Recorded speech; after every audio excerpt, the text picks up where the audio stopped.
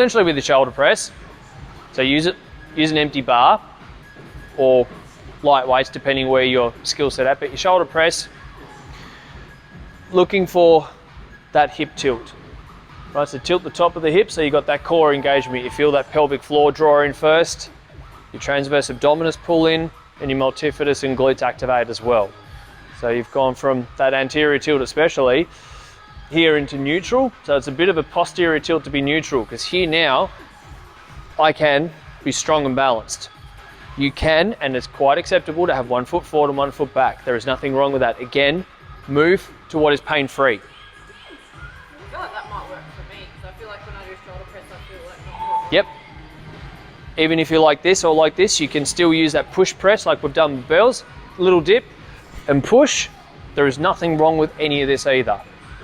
Okay?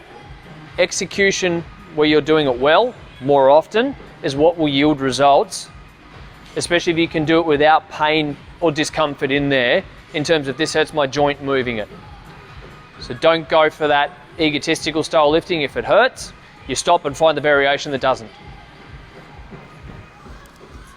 All right, so set up.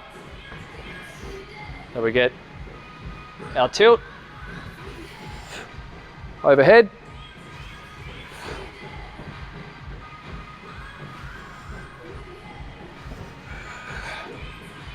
can be from behind the head as well.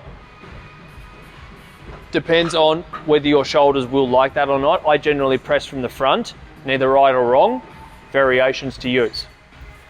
Oh, I've tried it behind before and it was really weird for me. Yep, some people are more comfortable behind the head. I am not. That actually grinds in my left shoulder, in the anterior part of my left shoulder. I felt like it felt heavier from behind as well. Yep, so it's horses for courses, like we've done with front squats and back squats. Your deadlifts, everything else, you find the variation that works for you.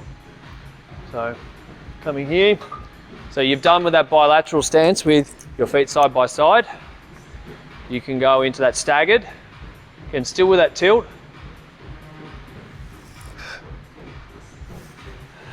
Still allowing me to control the motion and be more stable. If you're really stuck from this point, you can use that push press. A little dip and explode up and then back down. So your feet always stay in contact with the ground.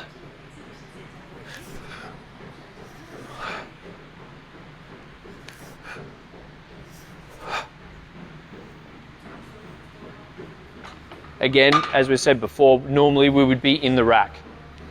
Okay, because you've always got these safety arms. So stress that over and over again. It's the same for your people. If they have to dump it, they can safely without risk to themselves or anyone else in the facility themselves.